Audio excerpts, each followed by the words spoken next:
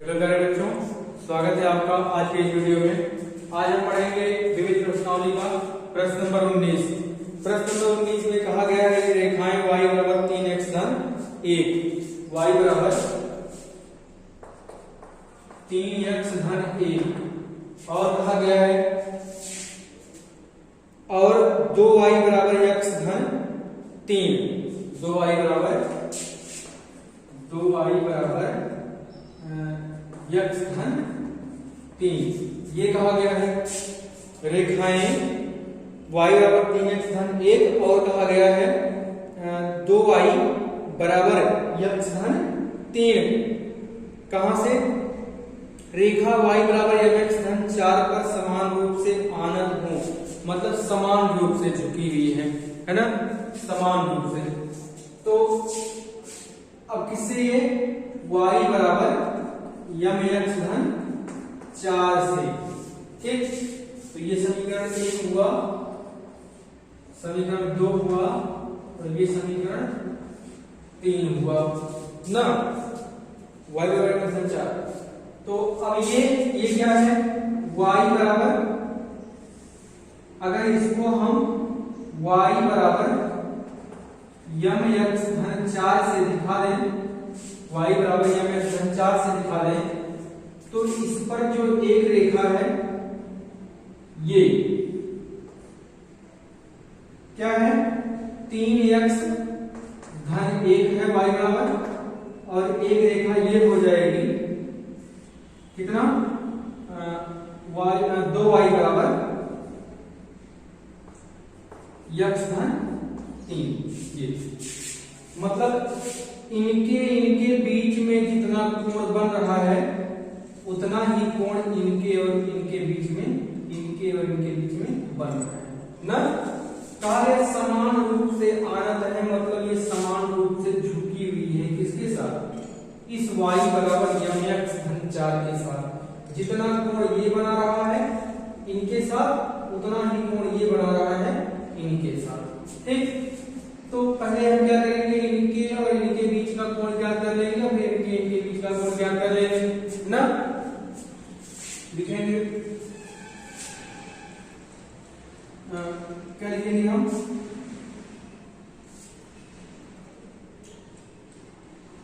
समीकरण या रेखा एक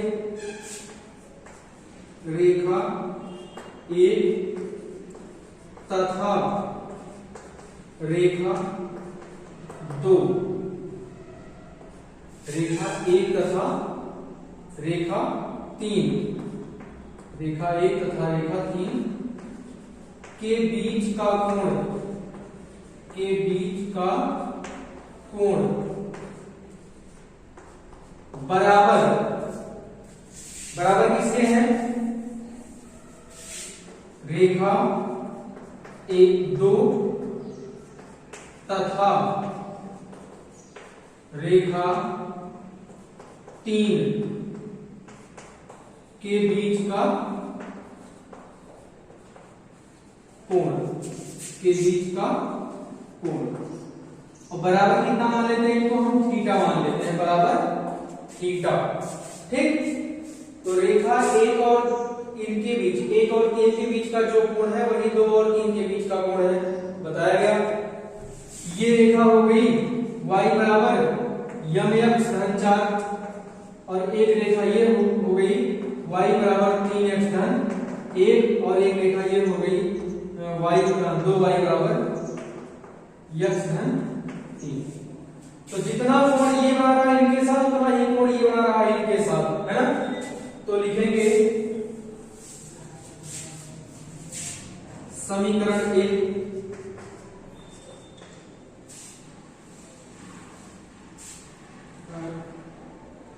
y बराबर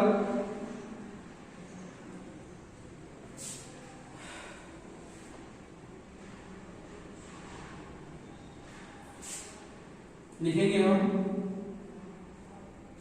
सूत्र पहले, दो रेखाओं के बीच का कोण,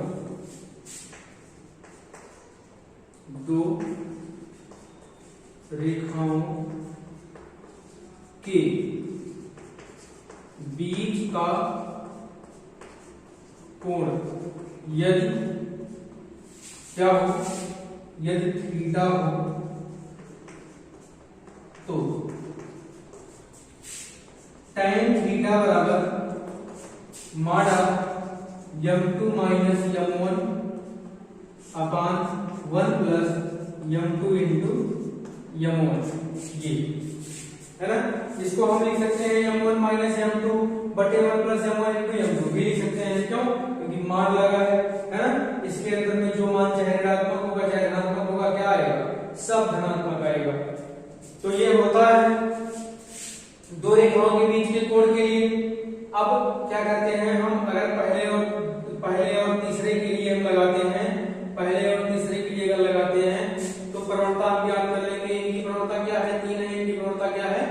यम है ना। तो लिखेंगे रेखा एक तथा 3 के लिए, रेखा 1 तथा 3 के लिए tan theta is equal to, tan theta is equal to एक और 3 के लिए ना। तो यहां पर क्या है? 3 है, 3 है ना। या यम लिख लें, यम माइनस 3 बटे 1 प्लस 3 यम ना। कहां से आया है? यहां पर हम लिख लेते हैं, चूंकि m1 बराबर कितना? 3 और m2 बराबर कितना? यम ना। पहले से ये प्रवणता होगी ना 3, पहले की प्रवणता, और ये दूसरे की प्रवणता होगी यम। ठीक, तो ये हमको मिल गया। अब हम इनको मान लेंगे समीकरण नंबर 1। इनको समीकरण नंबर 1 ही मानेंगे, 1 2 3 हुआ है तो इनको क्या मान लेते हैं? समीकरण हम 4 मान लेते हैं। इनको क्या मानेंगे हम? समीकरण नंबर 4 मान लेते हैं। लिखते हैं रेखा 2 तथा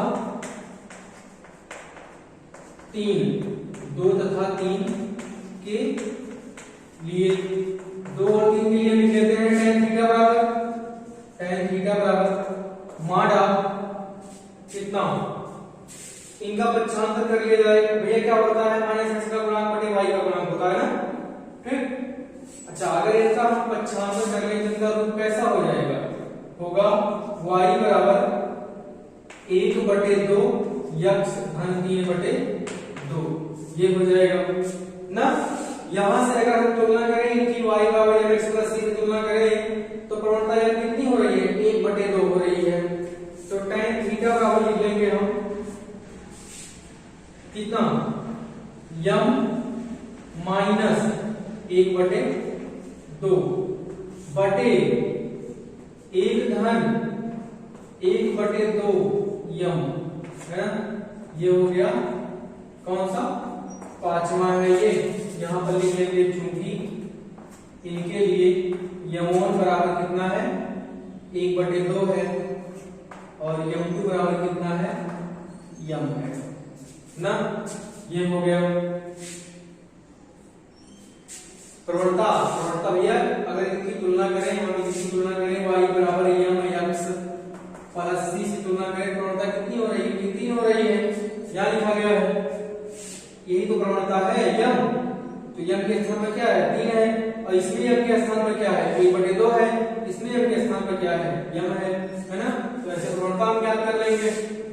अब लिखेंगे समीकरण किससे 4 तथा 5 से। हमें यम का मान पता करना है ना, तो लिखेंगे समीकरण 4 तथा 5 से। 4 में क्या है? एक पक्ष दोनों का बराबर है, दोनों का बायां पक्ष बराबर है, दायां पक्ष बराबर होगा। लिख लेंगे हम यम माइनस 3 बटे 1 प्लस 3 यम, ऐसे माड है बराबर माडा यम 1 बटे 2 बटे कितना? 1 धन 1 बटे 2 यम, ये। ठीक, अब क्या करेंगे? हम माड को हटा लेंगे, है ना। जब मान को हटाएंगे, चाहे इधर लगा ले प्लस माइनस, चाहे इधर लगा ले प्लस माइनस, तो हो जाएगा यम माइनस 3 बटे 1 प्लस 3m बराबर प्लस माइनस एक तरफ हम प्लस माइनस लगा देंगे ना, बराबर प्लस माइनस क्या हो जाएगा, ये हो जाएगा 2m और माइनस 1। अगर इसको सरल करेंगे तो यहाँ होगा 2m माइनस 1 बटे 2 होगा, और नीचे क्या होगा 2 माइनस m बटे 2 होगा। तो यहाँ के बटे 2 से यहाँ का बटा 2 कैंसिल हो जाएगा, हमको मिल जाएगा 2 धन m। ठीक, ये मिल गया हमें। ठीक, तो अब हम लिखेंगे यदि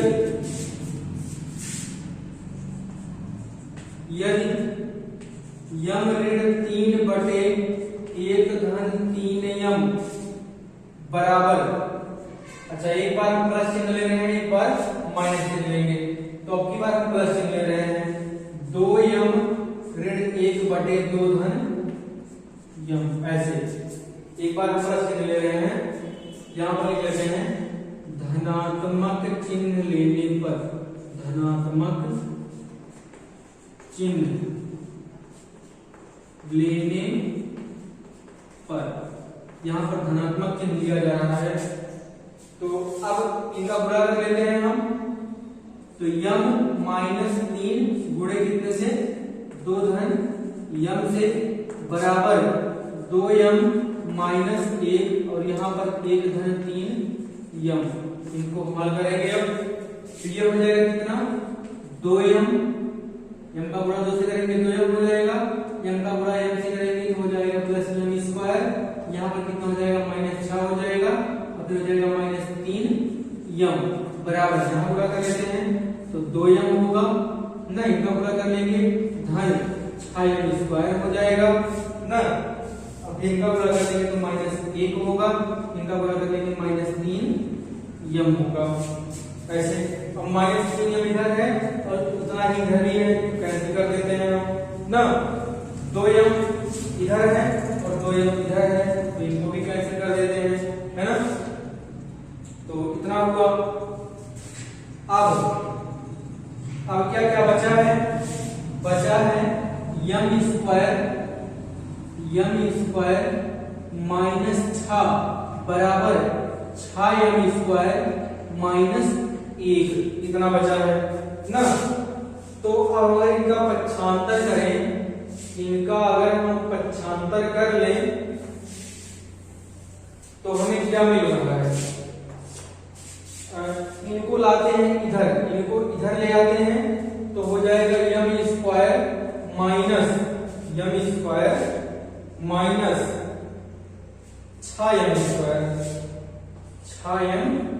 स्क्वायर बराबर क्या हो जाएगा माइनस 1 और 6 का पक्षांतर कर लेकर प्लस 6 हो जाएगा, तो मिलेगा हमको माइनस 5m स्क्वायर बराबर कितना माइनस 5 मिलेगा, नहीं प्लस 5 मिलेगा, सॉरी प्लस 5 मिलेगा। तो हमको यम स्क्वायर क्या मिल रहा है माइनस 1 मिल रहा है, यम स्क्वायर क्या मिल रहा है माइनस 1 मिल रहा है, तो यम स्क्वायर बराबर क्या हो जाएगा आई स्क्वायर हो जाएगा। यम का मान कितना मिला हमको आई मिल गया, एक इमेजिनरी नंबर मिल गया, काल्पनिक मिल गया, तो यहाँ पर क्या हो जाएगा ये अमान्य हो जाएगा, क्योंकि प्रवणता कभी काल्पनिक नहीं होगी, ये अमान्य हो जाएगा, है ना। अब हम ले लेते हैं ऋणात्मक चिन्ह, तो ये अमान्य हो गया, अब हम ले लेंगे ऋणात्मक चिन्ह, ठीक। तो यम माइनस 3 बटे 1 plus 3m equal to minus 2m minus 1 upon 2 plus m, इनका गुणा कर लेते हैं, इनसे गुणा करेंगे तो हो जाएगा ये m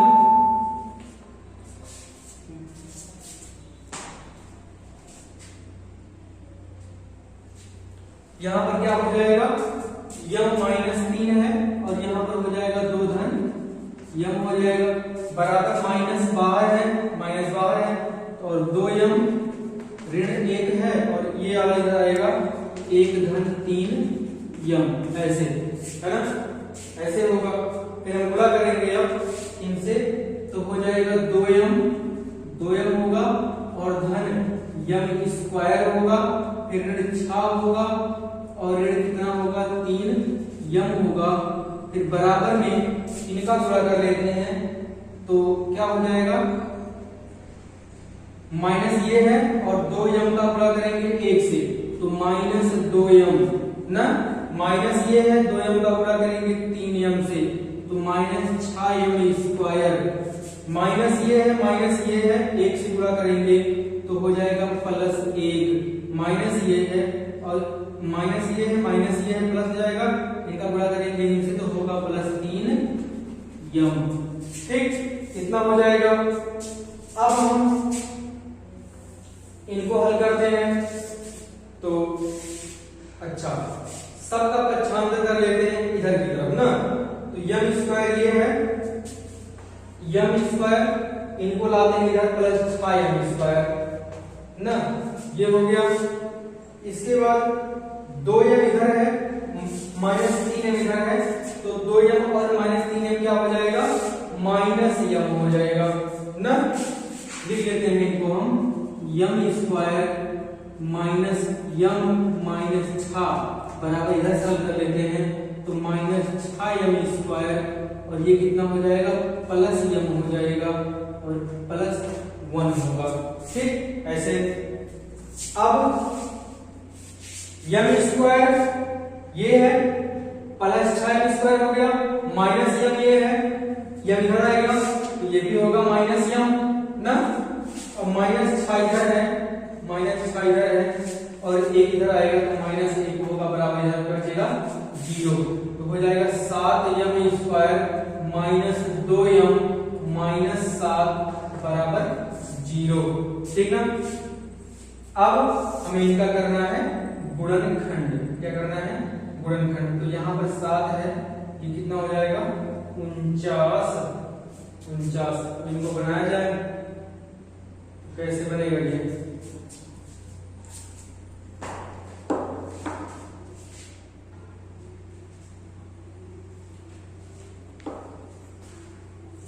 इसमें अब ये इसका गुणनखंड जो है संभव नहीं है, तो हम क्या करेंगे, यहाँ पर सिद्धाचार्य का नियम लगा लेंगे। तो अब पहले क्या करेंगे, इनकी तुलना करेंगे हम। इसको कौन समीकरण मान लिया जाए, कौन सा माना जाए इसको, 4 और 5 हुआ था, इनको 6 मान लेते हैं, 6 समीकरण 6 ना। देखेंगे समीकरण 6 की तुलना व्यापक समीकरण ना, तुलना दो घात समीकरण के व्यापक समीकरण, ax square plus bx plus c बराबर 0 से करने पर तुलना कर दी जाए तो हमें a के स्थान में क्या मिलेगा, a बराबर 7 मिलेगा, b बराबर क्या मिलेगा -2 मिल जाएगा और c हमें क्या मिलेगा -7 मिल जाएगा ना। अब लिख लेंगे श्रीधराचार्य सूत्र से, कौन से, श्रीधराचार्य